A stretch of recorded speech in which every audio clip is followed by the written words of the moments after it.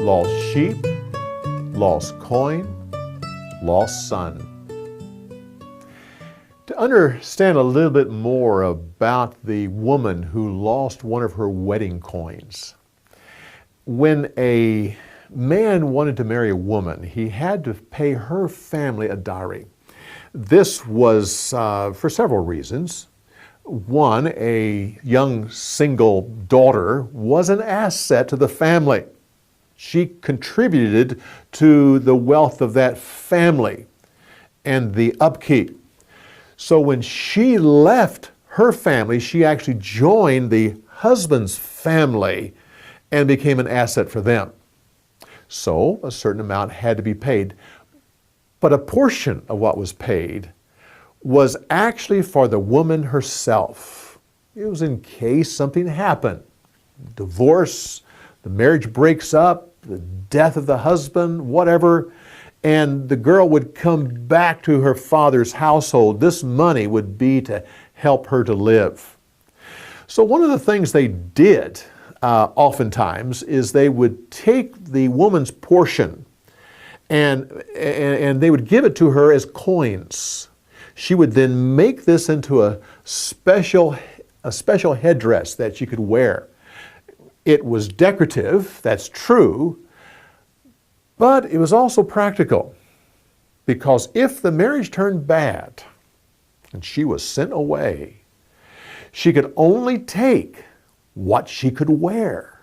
She could put on layers, but only what she was wearing could she. So the dowry was put on her as a headdress. Now when she's lost one of these, this was a shame. It was not only valuable to her personally and to her family, but also to her husband. There was a certain amount of superstition. If she lost one of these coins, bad things were going to happen to the family. She did not want the menfolk to hear that she lost that coin. She was desperate. And you have to understand that the house was kind of a dark place. It had one door, maybe a small window, sometimes two, but very small, and so it wasn't a very bright place. And when she swept, the floors were not clear. There was rugs and the animal skins and the various things on the floor. So she had to literally clean everything up. And also the house came in two levels.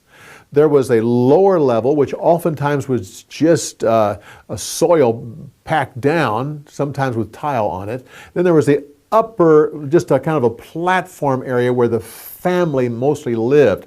So it was basically a lot to go through. She had to light the lamp and carefully move when she says sweep everything, she had to sweep the place. She had to, not with a broom necessarily, but sweep the whole place, moving everything and cleaning everything, looking for that coin. And when she found it, she was relieved. It says that she called in her friends and her neighbors. These were all women. Only the women would understand the seriousness of this. And when all the rejoicing is over, none of them would tell the menfolk what happened. You have in the story of the son, the lost son, you have the fatted calf compared to the young goat, the kid. The fatted calf was selected out of the herd and was allowed to eat anything it wanted to eat. Matter of fact, they force-fed that thing because it was used for celebration, special occasions, very special occasions. It was the top of the meat eating of the farm. Below it would be a lamb. At the bottom would be a young goat.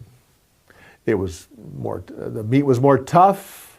And it was common. And so the older son was comparing the fatted calf, not to a lamb, but to a young goat. The inheritance.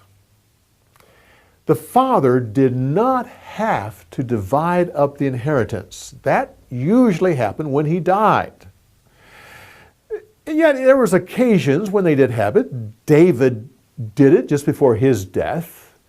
It was actually Abraham divided it up before his death. But generally speaking, it was not done.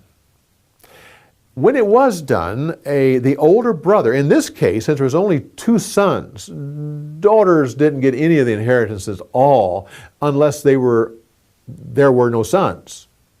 So there were only two sons, which means that the older son got twice so much. He got the double portion. So in this case, he would get 2/3 of the inheritance, where the younger son would get 1/3. But on top of that, it meant that since the younger son had spent the 1/3, all that was left was the 2/3, which means the older brother owned it all. When the celebration was done and the rejoicing was over, it was time to go back to work. The younger son did not own anything, and his boss was the older son, his older brother. That's why the father really wanted the older brother to get on board with this. Well, come back next week when we give you more insights on the story of the week. We'll see you next week.